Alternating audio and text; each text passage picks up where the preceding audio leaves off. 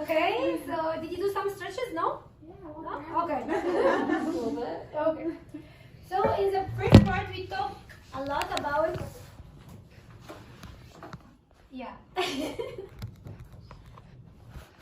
Keep going. Okay.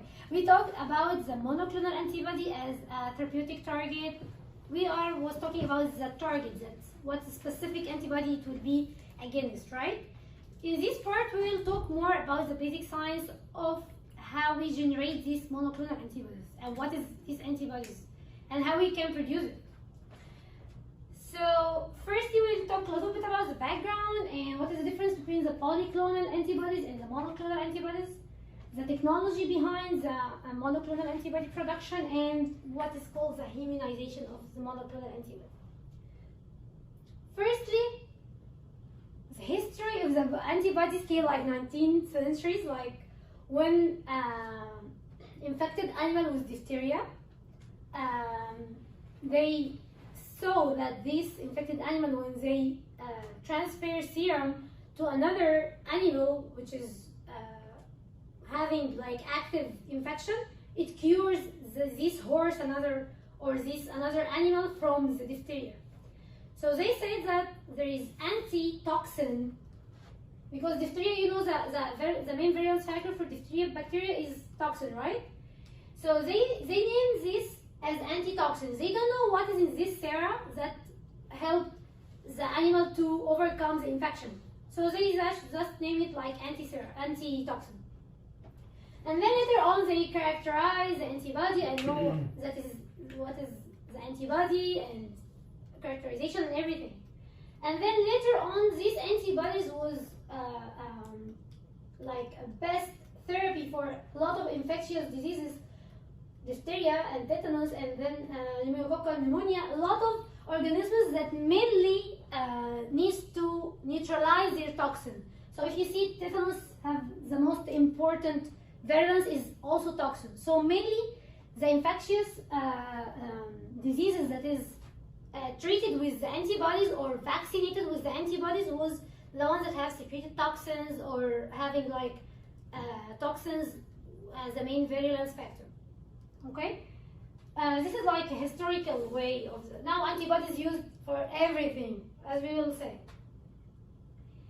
And this was called passive vaccination, which means the body by itself didn't do this immunization; it take it passively. So we produce these antibodies in vitro or in vivo outside the body, and then inject to the patient or the animals that have infection, and then to be cured. So this is why it is called passive vaccination. I know that you took this with Dr. Singh, but let me just highlight some thing about the antibody, because we'll talk more about the antibody in details. So the antibody structure, mainly it is like this Y shape. It is composed of two main chains, which is heavy chain, this blue one, and light chain. From its name, heavy chain is heavy, so it is like bigger or longer, and the light chain is which is shorter. So they are in dimer, or if you can say this. So this heavy chain is the same as this heavy chain, and this light chain is the same as this light chain. And these two dimers is linked together by a disulfide bond. This bond, which makes this Y-shaped structure of the antibody. Also, the light chain and the heavy chain is connected with this sulfide bond to be like having the same structure. So there are four different molecules or parts that is connected together by this bond. Also, this antibody, in terms of the functionality, they divided it into parts. So this part is called Fc. So this part here, the lower part of the heavy chain, with the Fc called fraction of crystallization. It's like, okay, fraction of crystallization, because this is, I mean like fractionated with crystallization methods. This is why they call it, it takes the same name, which is Fc. So this Fc, if you remember with Dr. Singh, as he says, this Fc is important in what? recognizing other macrophages, right? So when the pathogen binds to, when the antibody binds to the pathogen, which part is the antibody? It will bind to the pathogen. The fab. Yeah, the fab, the variable region, this one, right? And then when it binds this, it will protrude this FC region. So this, when the antibody binds to the antigen here or whatever, the bacteria here, this will trigger the FC region. The macrophages and neutrophils have receptors for this FC.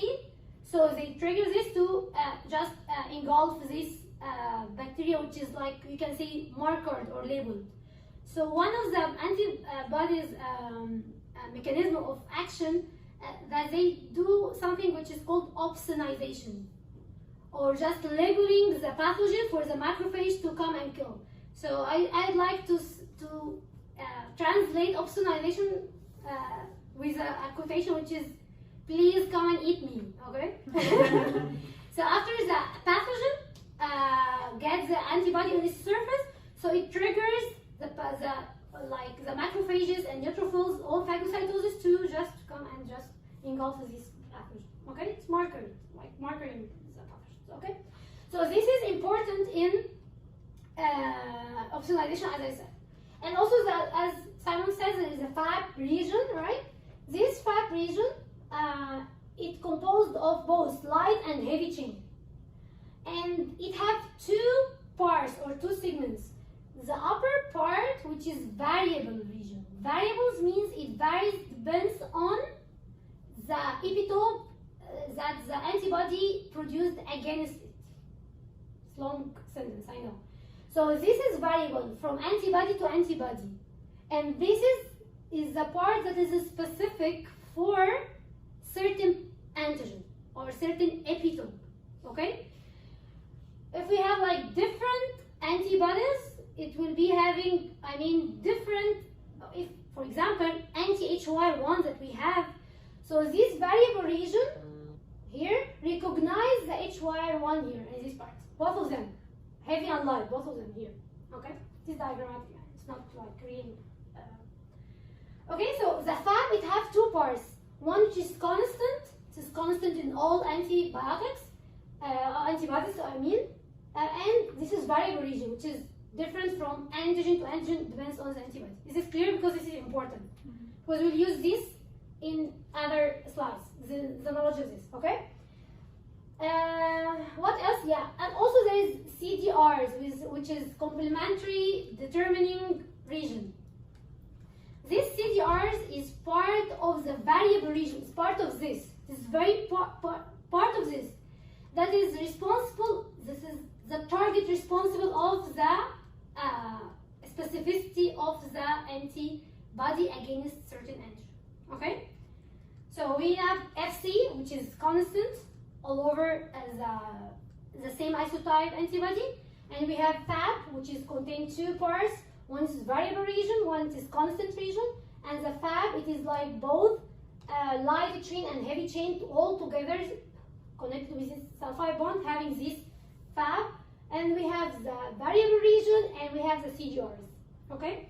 We have different antibodies, like different isotypes. So we differentiate the different antibodies. I don't talk about the antigen specificity here, okay? There are tons of antibodies that have different specific region for certain antigen. But I'm talking about the isotype itself. So I'm talking about this part, the FC region, which is constant region. Okay, so we have mainly 5 different isotypes depending on the FC region. Okay, so we have IgG, IgD, IgE, IgA, IgM. As you see, the IgM, as I told you, is pentamer. But we will not go in details about it. But what I want like you to know that is mainly the IgG and the IgA is the most abundant antibodies all over, even in the mucus like the IgA, or the serum or the blood, which is IgG. So mainly when we are designing a monoclonal antibody or antibody, we are talking about IgG mainly, sometimes IgM, which is not preferable. As you know, IgM, it is produced as the early infection, at the early stage of the infection, and later on it is making like shifting to IgG, so its affinity is not like confirmed or not like high affinity, and also it is a big structure, so a lot of issues with the IgR. So most of the people dealing with IgG, I mean in the laboratory or when you are producing monoclonal antibodies, IgG and IgA. And this means that they have the Fc for the IgG, which is gamma, G for gamma, no, and D for delta, epsilon, alpha, and mu. Okay, so yeah, this is to know. So here, this, either one, it will determine the isotype of the antibody. Okay, here. Also, there is a carbohydrate attached to the Fc region, which is we call it glycosylation. So, okay, this is also important, and we will talk this later about this later. So, also the antibody have a carbohydrate moiety, which is attached to the Fc region. Okay, this is just to know all this. I know that you know it before, but just I'd like to memorize it with you so we'll be on the same page. Okay, so how are we gonna produce the antibody? As we said, we have like in vitro mice or rat. Usually people do mice or rat. So we just inject with antigen, whatever it is, peptide, protein, whatever. We have it with adjuvant that triggers the antibody production, right? We with Dr. Singh talked about different adjuvants, have different strategies of, yeah. So we choose the best adjuvant that helps this antigen to be immunogenic and to produce antibody mainly, because this is our concern, antibody. Then what will happen inside the body is that when the antigen enters the bloodstream, this is after B cell activation. It causes B cell activation after like long journey of innate and adaptive, and then B cells, it will be modulated to produce antibody against this kind of antigen. So this antigen, for example, have different epitopes. I mean, as you see, epitope, it is part of the antigen, which is the antibody produced against it. So if you have like 150 amino acid protein length, so you may have against this protein like thousands of antibodies against this kind of protein, because they have different epitope from 1 amino acid 1 till 5 or 6. This is first antibody from 2 to and like that until the end of the protein, right? So you have tons of antibody against this kind of antigen. All these antibodies are against this antigen, but all are not the same. What's the mean all are not the same? They have different variable region, but all of them recognize the antigen in different sites. This is important. Is this clear? Okay. So here we different B cells against different epitopes in the same antigen produced, and then plasma cells produced. Plasma cells is when the B cell activated, it is turned to plasma cells, which is the antibody producing B cells and memory cells, and we do boosting again to trigger the antibody production and having high level of antibody production. And then after this, we collect the blood from the rabbits, these rabbits or mice, and then having the serum, which is contain rich antibody against this kind of antigen. This is called the polyclonal antibody. Why we tell that it is polyclonal antibody? Why we said this? Polyclonal. Poly means many, right? Clonal means clone, like polyclones. Why? I just said it. Because we have different B cells having different antibodies. These antibodies all against this antigen, right? But not all the same. They have different epitopes here. So this are like a cocktail of antibodies, all the same antigen against the same antigen, but not all the same structure. Okay? These polyclonal have like strategy of production has a lot of advantages. That is, rabbit, low-cost, rapid in 2-3 months, boosting and this collection and this done. It's rapid, low-cost, low technical skills, no skills about this. So just immunize them rapid and then collect the blood. That's it, nothing. And also it's stable over the range of pH and salt concentration. And you can see this sentence, recognize multiple epitopes, right? On the same antigen. We said this. It is recognize multiple epitopes on the same antigen with varying conformational changes. So they are diverse and they are large, different antibodies. This could be like have a serious problem. Maybe it is from patch to patch. Maybe the body of this rabbit produce this kind of antibodies, or these combinations, or this cocktail, and maybe another one have different pattern of epitope to produce antibody against it, right? Could be, yeah. So there is no consistency in this polyclonal antibody. Yeah, they are protective, but you don't know if this antibody against certain epitope is more protective than this or not. So if certain antibody against certain epitope, like epitope X, and we have epitope Y, for example, to make it simplified, 2 epitopes. So first time I have like 10% of this antibody and 90% of this. But antibodies against this Y epitope is not as protective as when you have antibody against this. So this is why you have patch-to-patch variation. So we don't need this in therapy, right? We need to be all the same. But it is, in some cases, these polyclonal have like certain applications when you don't, you know, not in therapy, but in like in diagnosis, when you don't know exactly which epitope. So it is like more convenient to having like several antibody against the same antigen. So you pick anything that will binds to. It depends on the application. But here I will focus and direct your attention to the therapeutic monoclonal antibodies. So because the monoclonal antibody has different, or the antibodies in general have different applications, but here we will focus only on the therapeutic way of production of the antibodies. So this is why the scientists shifted to the monoclonal antibody. Monoclonal antibody, it is single antibody producing B cell. So one B cell having one antibody type, right? Variable region, one variable region. Okay, the same. Point to only one unique epitope. It is homologous and monospecific. The issue with this is multi-phases, long duration, high cost, needs labor technicalities, high technicality, as we will see. But most of the people just now shifted to the monoclonal antibody in the therapeutic way. Also, the monoclonal antibodies have like also disadvantage. If it is like specific for this kind of epitope, for example, in our case, if the pathogen changed little bit change in the conformational structure of the proteins that we are targeting this epitope, maybe this antibody will not work, right?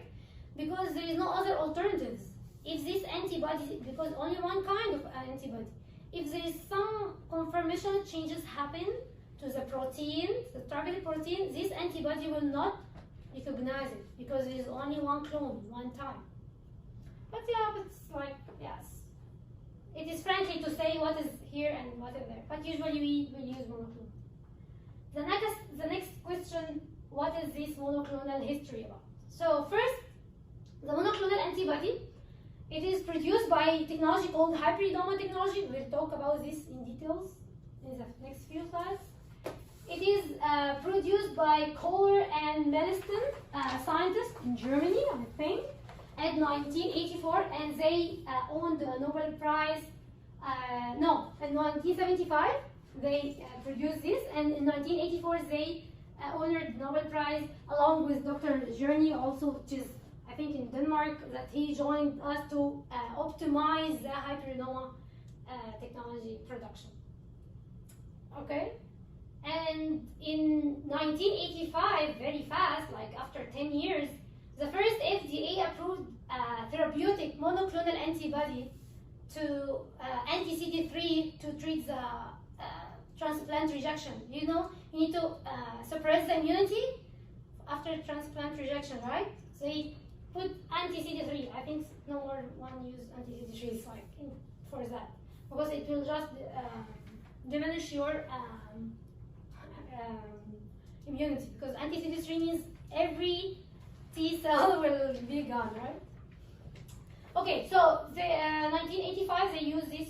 It's already FDA approved as a therapeutic monoclonal antibody. And in 1984, before 1 year before, chimerization process was developed, which is way of immunization that we'll talk about. And in 1988, a immunized monoclonal antibody was developed by Dr. Wenner. And after that, the technology of the monoclonal antibody production and the investment increased. So during the 90s, there is no you couldn't see like huge approved FDA approved monoclonal antibody for therapy. But after that, after well establishing this kind of technology, you can see like very quick jump in the investment and also in the sales. You can see here the sales. It raised from $39 billion in 2008 to $75 billion in 2013. This is in US, okay? And also about 50% of the sales in 2013 it goes for the sales of the monoclonal antibody therapeutic drugs. So it is very increasing. Also, you can see here what I told you, like now, like up to 80 approved FDA therapeutic monoclonal antibody. In 2015, by itself, 10 approved, and in 2016, 10 more approved, which is very fast, right? And in 2017, I like this number, 2017, 17 FDA approved antibody, which is break record for the FDA. So 17 is just a huge number, because you know that FDA have a very long process for every drug to be released, especially the biosimilars or the biopharmaceuticals. So the monoclonal antibody is under the category of biopharmaceuticals. It is not like acetaminophen, or they don't deal with these as chemicals. So the biopharmaceuticals is way more having long regulations and hard and strict regulations. So you can imagine, like, yeah. So anyone now know how to do monoclonal antibody. So this monoclonal antibody can be treat cancer, as we said, mainly cancer and immunological disorders, also organ rejections, and also infectious diseases like viruses or bacteria, but it is mainly for this kind of categories. So let's know what these people did to do this monoclonal antibody, right? Let's see the technology behind this. So the hybridoma technology is the people, Dr. Kohler and the others having the Nobel Prize for it is, if you see, it's very simple way. It's not that simple. So it is the platform of the monoclonal antibody production. So this is the first technology that is been used for producing monoclonal antibodies. Simply, what they do, they just immunize mice or rabbits, mainly mice. And then they collect the spleen cells. Why they collect the spleen cells? Because it is the reservoir of the B cells or the plasma cells. So they immunize the mice and boosting 1 or 2 times to emphasize and trigger the production of the antibodies. And they collect the spleen. So this spleen have like the huge amounts of plasma cells. Now we don't want the antibody. We need the factory, right? So we need the factory so we be able to produce this in vitro. So they take the spleen and then homogenate it in certain way, and then fuse it with myeloma cells so it can be reproduced very fast, because you know that B cells don't reproduce more, right? It's like B cells, like 80 million cells, don't like having like high rate of propagation or proliferation. So they fuse it with myeloma cells, so it will be propagate more and more, and also spleen cells have a short spin time. So after a certain time it will die. So every time I will immunize mice and do boosting and get spleen and do all the process. No, I need like having like cell lines that it will survive for me, like, and I freeze it and right? That will produce antibody. So they fuse it with myeloma cells, and then trying this fusion, these fused cells, the B cells with the myeloma cells. This fusion is called hybridoma, from its name, hybrid. It's not like one cell, it's hybrid. So the hybridoma is the fusion of the B cells, which is producing antibody with the myeloma cells. Let's go deeper in the technology more than this. So firstly, after immunization, collecting the spleen, here, we propagate the myeloma cell here. Okay, first thing, yeah. So, third step, we do fusion. What we gonna do, how we do fusion, we just make like low hydrated or low water, mix the two cells together, and then put some PEG with no water. This helps the fusion between the two cells.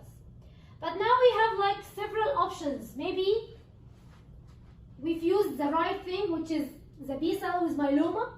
Maybe we fused two myeloma together, or two B cell together, right? Or there is no fusion at all, right? How we will differentiate this? We need to differentiate. So they optimize that to pick this only by a certain way. So if there is B cell only, I said it is very short half-life. So after subculturing, it will die. It will not appear, right? So what about the myeloma? How we can differentiate between the fused cell and the myeloma? So they use the myeloma, which is like certain pathway or certain enzyme, which is hypovancing guanine phosphoribotransaferase. Okay, it lacks this enzyme. This enzyme is important in DNA synthesis. Okay. For DNA synthesis, there is two pathways. Usually the mammalian cell uses it. First, which is called de novo pathway, and the second, which is lavage pathway, which is used the leftover or the breakdown nucleotide to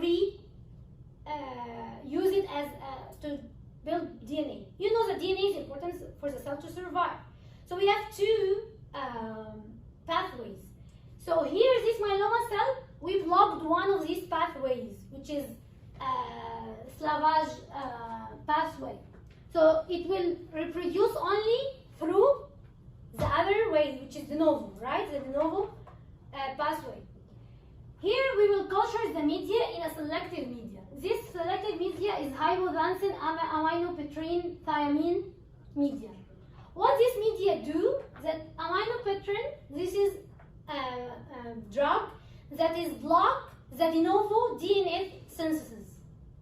So now, if the myeloma didn't diffuse, by default, it didn't have the lavage pathway, right? Because we already selected this kind of clone. And second, we put in selective media, which is block the second pathway. So this cell will die, right? Only the fused cells will survive, because the B cells have the ability to use the alternative way to propagate. Okay, I know it's very complicated, but you should know that we incubate this for HAT media, which is select between the fused cells and the non-fused cells. And if you read more, you can find many articles talking about this. And then you can see that we do it in the multi non-6 wall plate to put these cells in it, and then subculture in the selected media many times, and then select the positive clones by ELISA, because not all B cells that were in the spleen is against my antigen, right? Maybe there is one of them is not against my antigen, so I do ELISA. This is a technique that we have different ELISAs. So this ELISA, which is you put your antigen, immobilize the antigen in the plastic, and then put your antibodies, and then put secondary to visualize it. If you see colors, this means that the antibody attached to the antigen. So this means that this antibody is specific to this. And then just propagation of this hybrid, you can just deal with it like any tissue culture cells, mammalian cells that you use in the lab. My question to you is, so we done all this process in the sake of what? To have monoclonal antibody, right? One clone. So how did we know that here is one clone?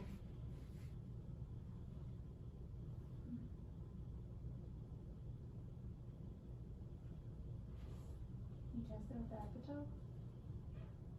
Yeah, we can do that, but if we have like mixture between two hybridomas together once, how can I do? So all these processes, they honored the Nobel Prize for this. They produce monoclonal antibody, right? So it feels like something here, like, yeah. So here, after mixing fusing cells and put in the hat media, we do serial dilutions, like diluting this mixture like to 0.5 ml. So here is a 96 well plate, maximum it can take 200 microliter. So we do serial dilutions, like thousands dilutions, and then put in each well like 200 microliter. So supposedly each well, if some wells will not have cells because you dilute your samples too much, right? But some wells will have, supposedly it will be one clone. And also if it is one clone, because in this experiment usually you do it in 96 well plate or in 24 well plate. When I was doing this, I did it in 24 well plates. But to visualize, because when you just incubate, you do dilutions and put like 1 ml each well, you can see you didn't touch the plate like for 4 days. And then after that you get from the incubator and see if there is you can see 2 or 3 clones on the same well. How are you gonna know that? So I just you can see that each clone having like seeding on it, so like growth over that here, you can see spots. So every spot, it is recognized one clone. If you use 24, it is better to use 96 well there. But this is what I used there. So I just have to do further step to take this clone and subculture again and see if they are one clone or not. And this is most important, the screening of the clones for each positive and they are also monoclonal. Okay, it's very interesting but time consuming. At least 6 months with continuous work. Yeah, so this is why we need like high level. Okay, this is the idea of the hybridoma technology. I told you that I take the spleen and processing and fusion and this stuff, right? Can I do this for human? I said, yeah. If you would like to treat, yeah. I will take off your spleen and then I will get it. We couldn't do that, right? So, any idea? You can ignore me. I'm just gonna take a picture under here. Yeah, sure.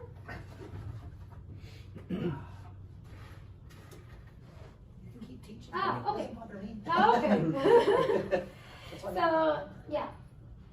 So, it is not feasible to do that. So, any monoclonal antibody that we do is the hybridoma technology, either murine or from rabbit or whatever. You know, we couldn't do it from a human. So, the scientists gather their attention to how to humanize the antibodies for therapy, I mean. So, my question is, why will do humanization? Why it is important for us to do humanization of this antibody? Why you didn't use it, our murine antibody? Why?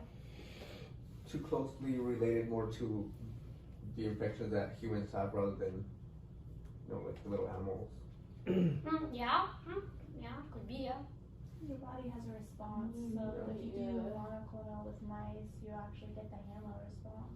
So The hammer response, perfect. I like that. Can you explain more on how it's hammer response? Well, your body, so the part, the FC, it's mouse. So your body will not recognize that, so it can't, instead of eating it like our body does to get rid of infection, it will now send another response. So Yeah. you can no longer use those antibodies. Yeah, so that's true. So your FC region, we said it is constant all over the same isotype, like IgG, but it is different from species to species. So our FC region, human, is different from the FC region of mice. So the antibodies that we give the patient, the human patient, to treat something, the body recognizes it as it is a foreign object and make antibody against it. So this antibody will be cleared because the body recognizes it as an antigen, not like as an antibody of yourself. This is how my human anti-mouse antibody. So yeah, antibody against the antibodies that you give it to your body. So so we have several strategies. So we need just to, I will not take long, but I need your focus and attention, okay?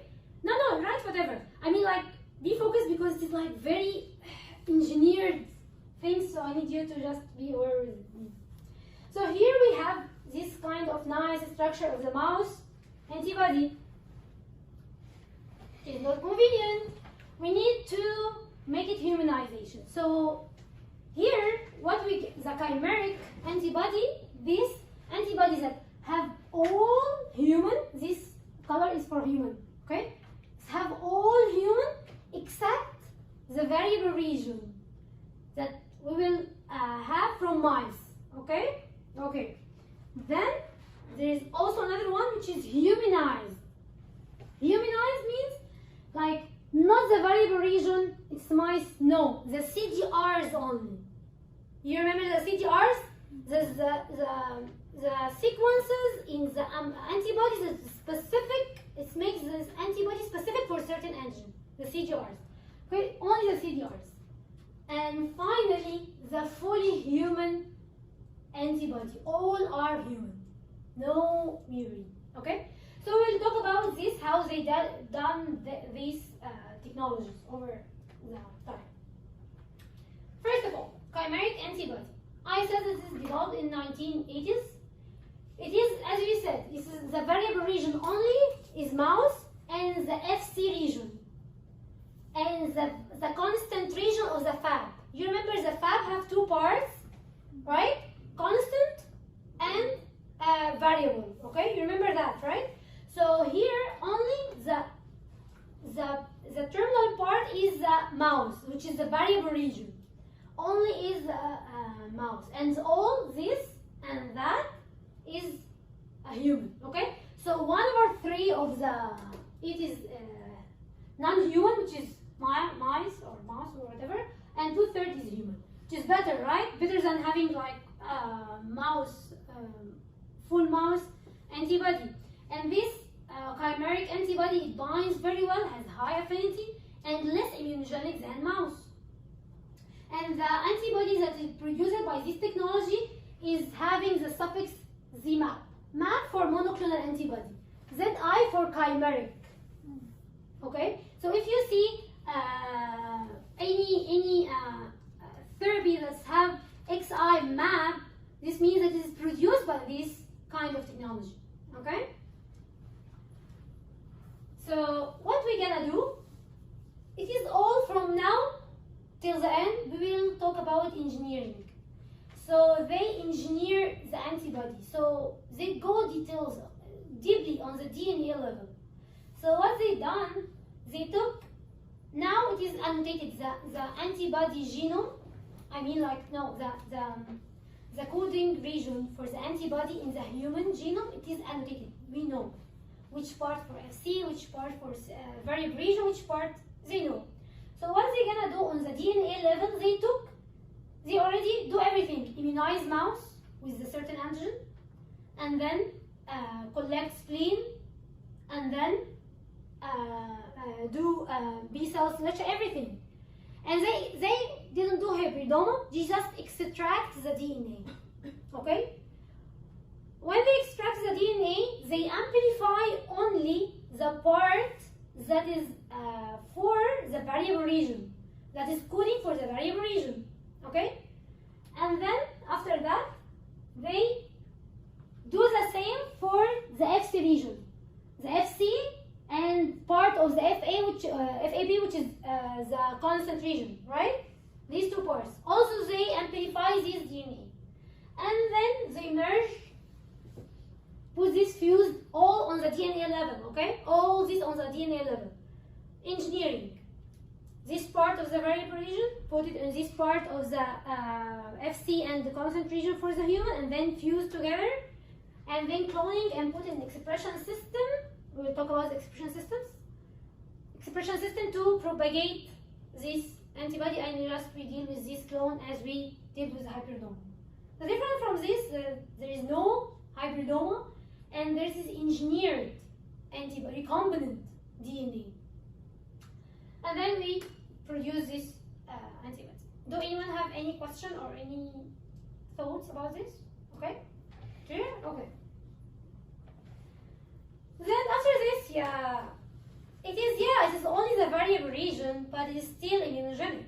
So they are going further and further to minimize the immunogenicity from these kind of antibodies, because you want to treat the person not to have like any like adverse reaction or to be not effective, right? So they are trying to make it like more and more humanized.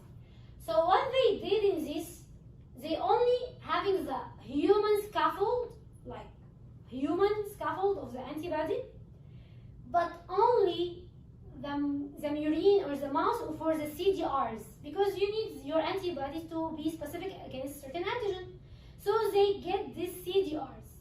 Okay, they did the same as the chimeric, but they just do it in a way like the CDRs only. There is 3 CDRs that the people just do that, CDR1 and 2 and 3. So they graft these 3 parts on the DNA level and then engineer it and then go in the expression system and just produce it. Okay? It's less immunogenicity than chimeric and than mouse, right? But there is a critical reproducing function of this monoclonal antibody, because when you just put the CDRs on the scaffold of the antibody, not necessarily it will be the same configuration of the antibody, because antibody recognize 3-dimensional protein, right? So maybe the configuration, when you graft this on that, graft these CDRs of the mouse on that scaffold of the human, maybe the 3D structure, it will be different. So what they did is they do what is called back mutation, which is trying to change some of the amino acids of this variable region in a way that this antibody can recognize the antigen again. Okay, and I think Dr. Ibrahim was talked about that like a little bit in his lecture. He was talking about this back mutation, and it's like very quickly, I know. But we are doing that in Dr. Ibrahim's lab. They're doing that in Dr. Ibrahim's lab for the COT-H3. For now, we are doing that. We are sending this for company and then okay, so we are doing this here. But yeah, they do back mutation like in 2 or 3 parts to adjust the variable region, its configuration to be like to capture or to recognize the antigen. So this is very critical, because you're just taking like very little tiny. This CGR is like 15 amino acids, not like that big, right? Yeah, so they do some mutations, which is called back mutation. Back mutations in the variable regions, or even in the for the heavy or light chain, to restore the activity. And this antibody that produced by this technology is called ZUMAP, ZU, like ZU, map. Okay, so if you see this means that's done with CD graft. There is other way. So now here for the humanized antibody, we use antibody scaffold and then put CGRs, changes the CGRs, right? Now here we are doing like sequentially, like stepwise. They use the chimeric to produce the humanized. So here you can see from the chimeric, you know how the chimeric produced, and then they start to do mutations in the antibodies of the variable region till they are having the antibody which is less antibodies of the mice and having binding affinity. So it's like reverse, like how are you gonna, and there is also, I think, there is antibodies in the market having this. So here it is like both chimeric and humanized, right? So they have both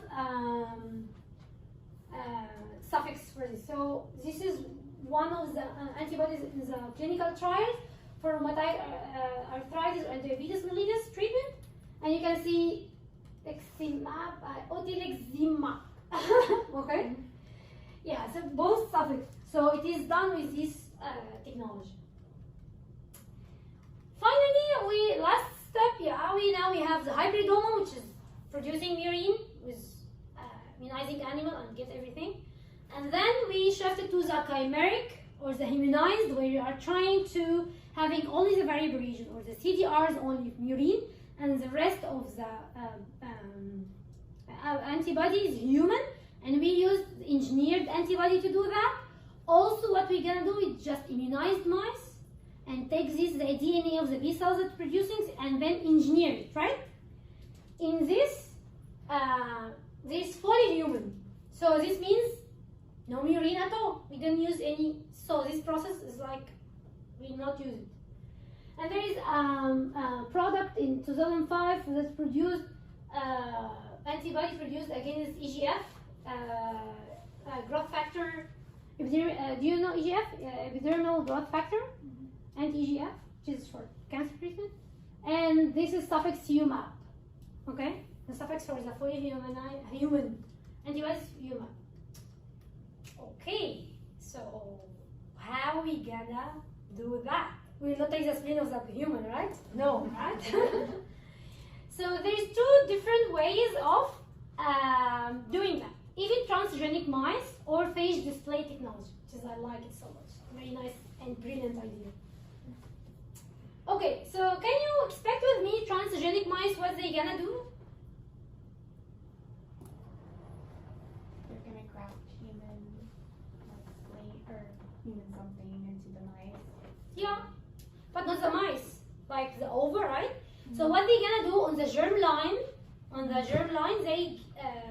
They immunize mice and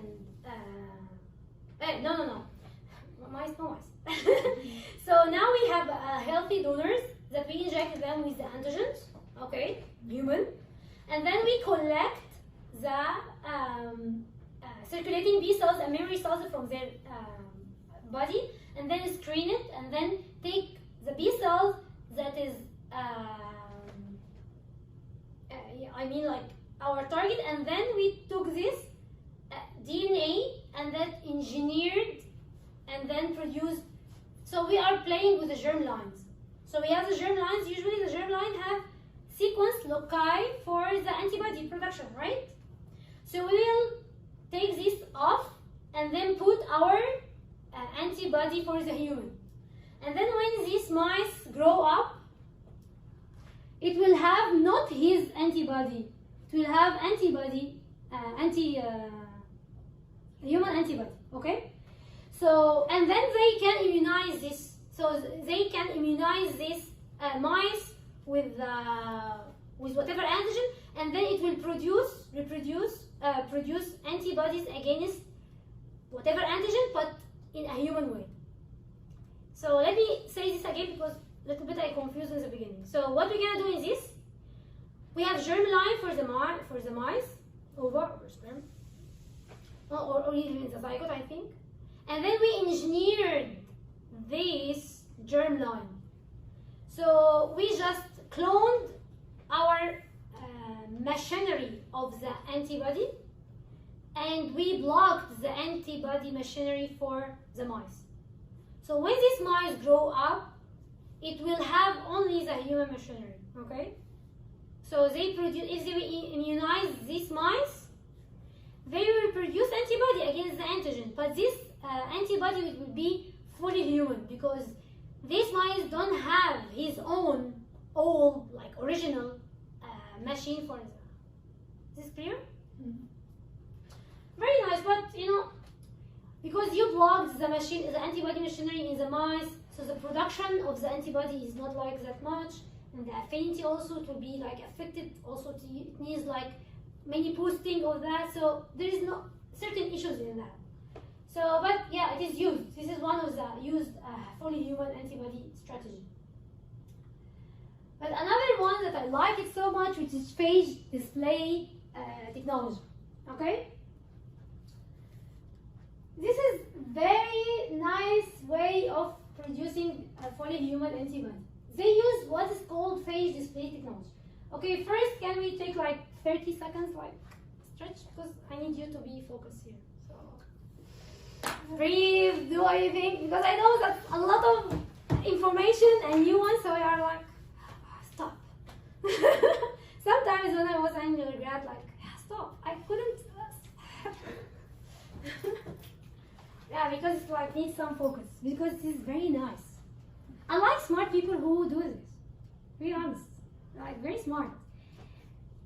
When I was thinking about that, yeah, these people use the basic science in how they apply, like the PCR and everything. You have like basic science, and just use it and implement it in a way that it helps you in developing industries or therapies or even the research, right? Mm-hmm. So yeah. Are you ready? This is the last strategy, and I will go. Okay, so I use Friday, and that's enough. Okay, so let's see these colors. What's telling us? We need to have a fully human antibody, right? Either we do transgenic mice, okay? This is one strategy, and the other strategy. So what we're gonna do? We have healthy donors, people. We infect them with the antigen, okay? So they produce antibody against this antigen. Okay, perfect, fine. We will not take their spleen, we will take their blood. So their blood will have like the BBMCs, like lymphocytes in the blood, circulating blood. They will have B cells, okay, memory B cells. Or even like plasma cells, it's like active infection. And then what we have with these B cells, memory B cells, what we're gonna do, we have like a combination of B cells, different clones, right? Put this in your mind. We have different clones of the B cells. We don't know which one produce antibody and which don't. Which one produce antibody against the one that I need and the other don't, right? So we have a combination, collection, cocktail of the B cells of these donors. What is the variable region of the antibody?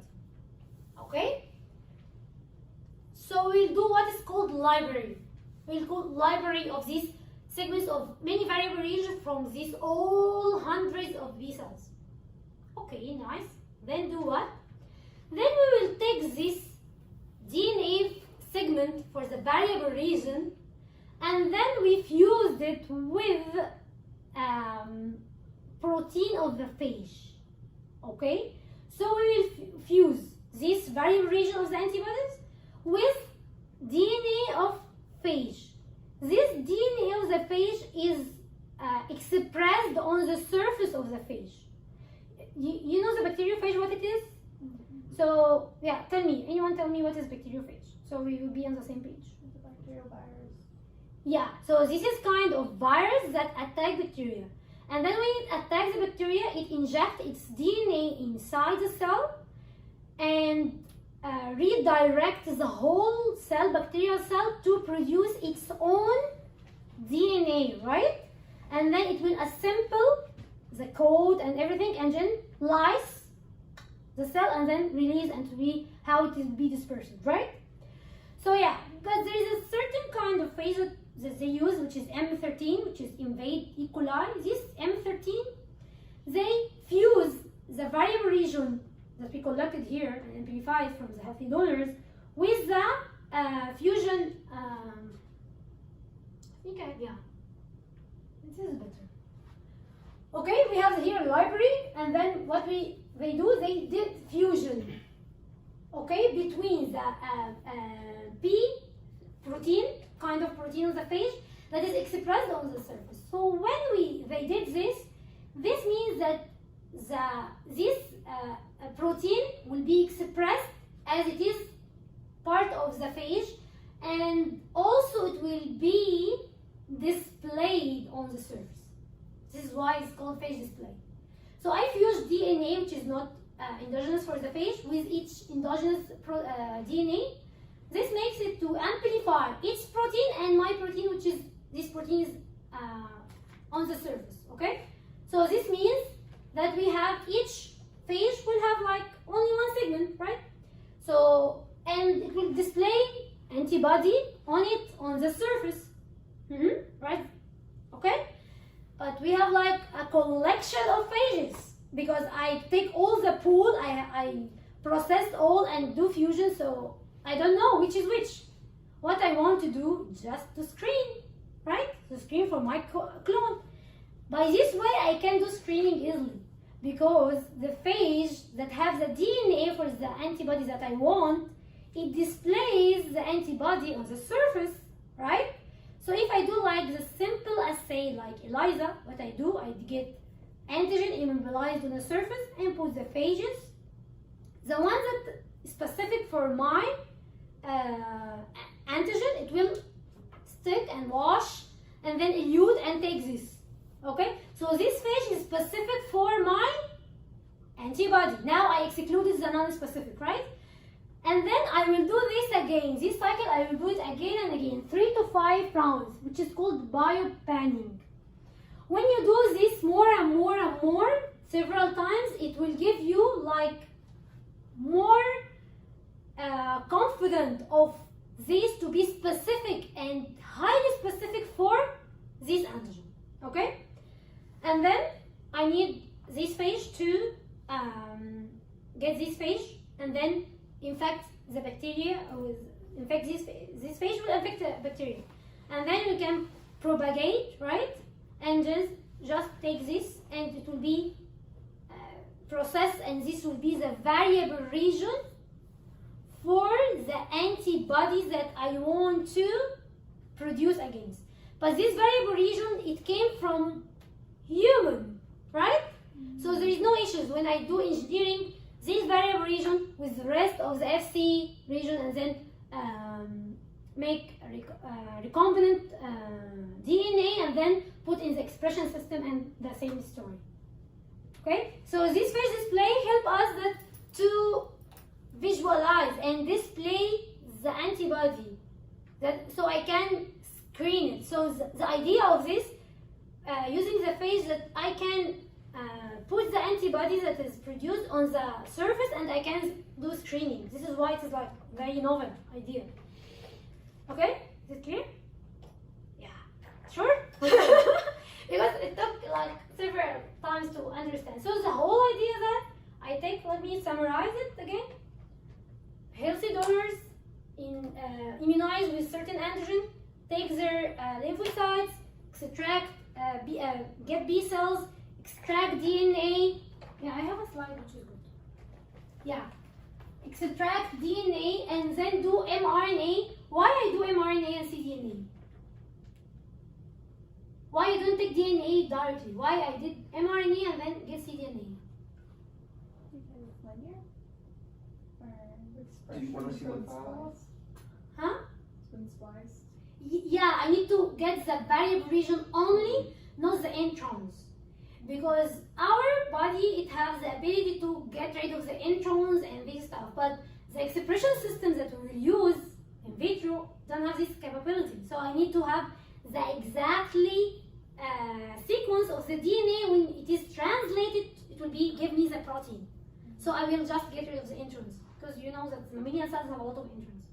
So we get mRNA, we get cDNA, and then clone this fused with the phage, and then infect the cell with phage so we can propagate more, and then do the panning, which is this after fusion, after the fusion of the antibody, variable region DNA, and the protein of the phage, it will be displayed when it is, in fact, bacteria, it will be processed and assembled in a way that this phage will display antibody, then analyze the cells, take this all phages pool, and then put it in a biopanning cycle to wash out the unbounded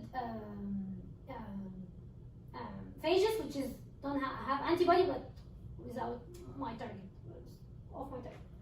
Do it 2-3 times, and then infect cells, and then start to do analysis and with the ELISA.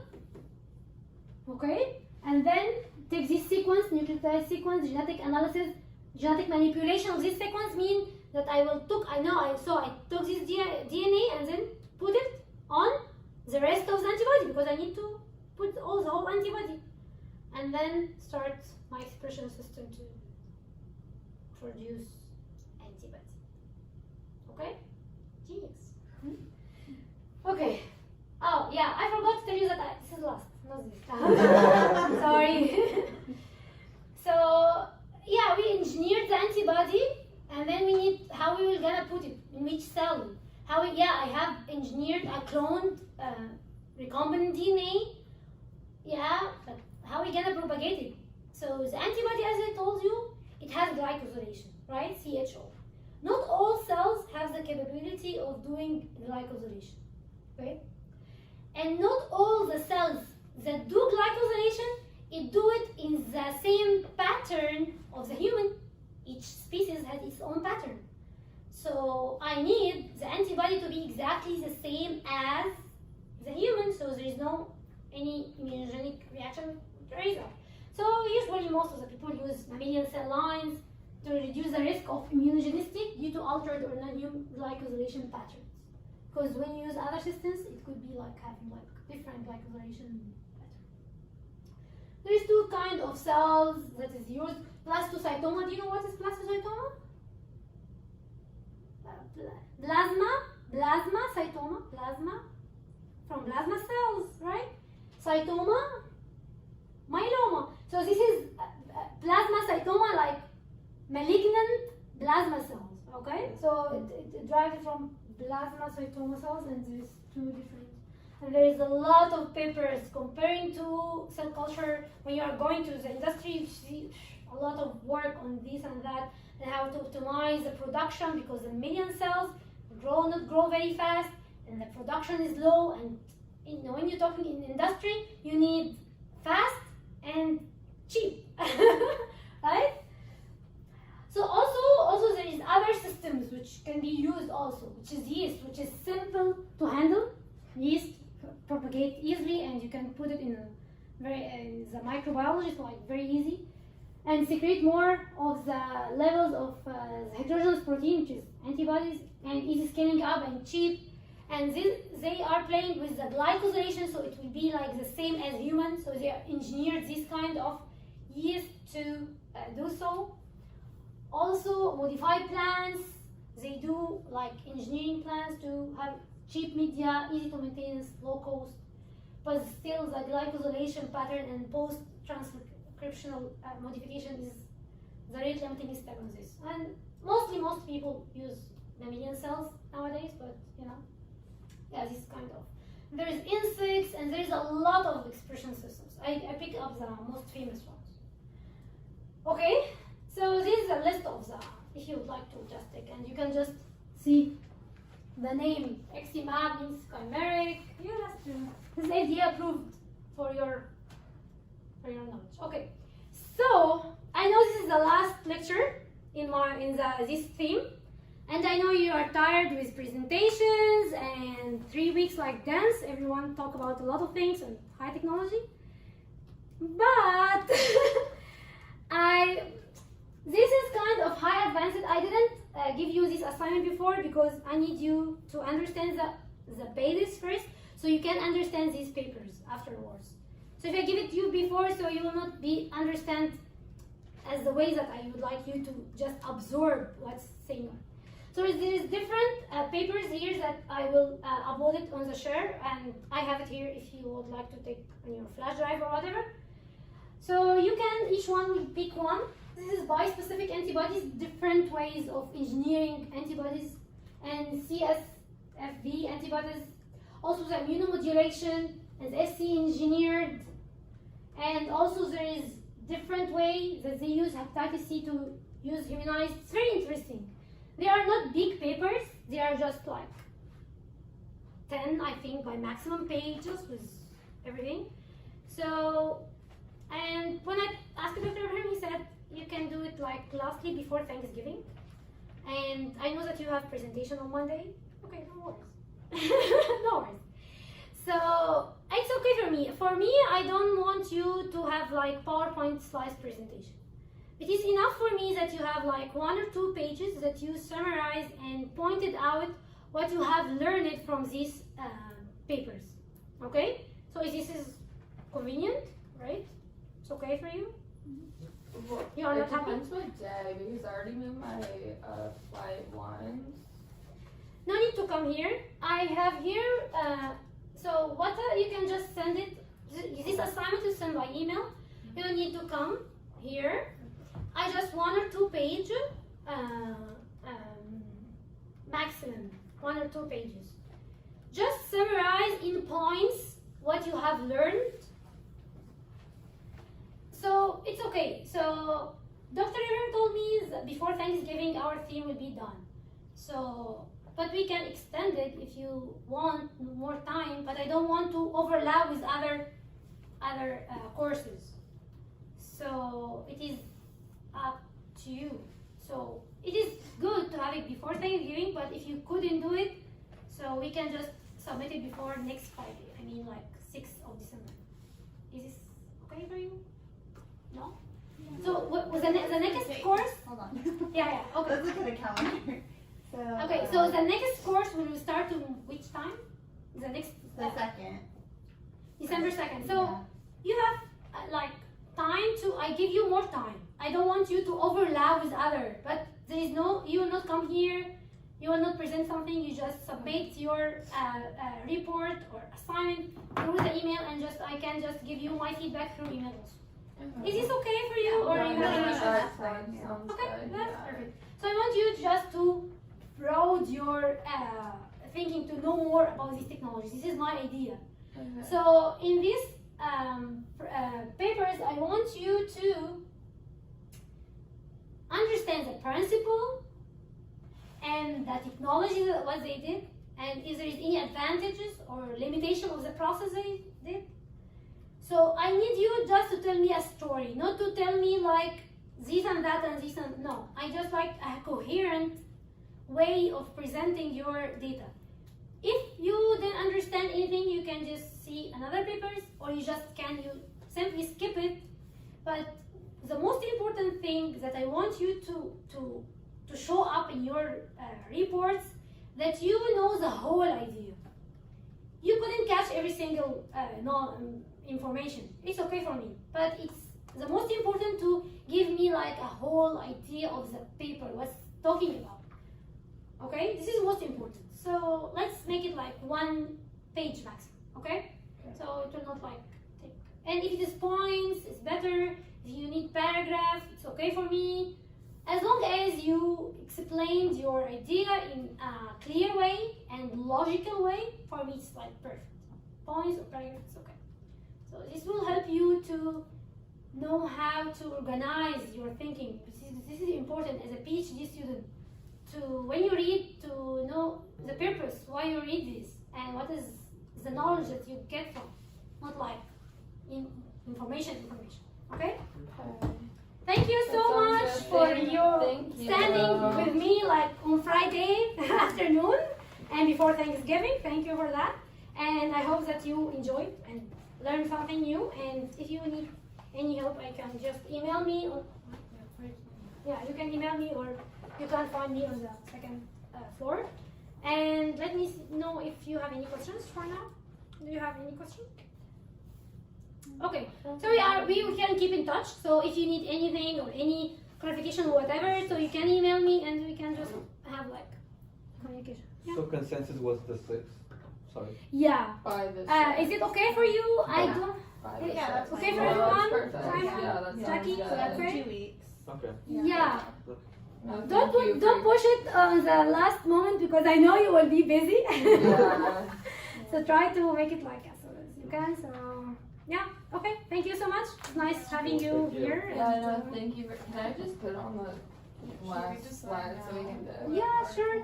Can I do the oncology one? I'm Just because I like seeing Yeah, you can sorry. just. Thank you. I'll do number 4. Yeah. So Thank I'll you. do 3.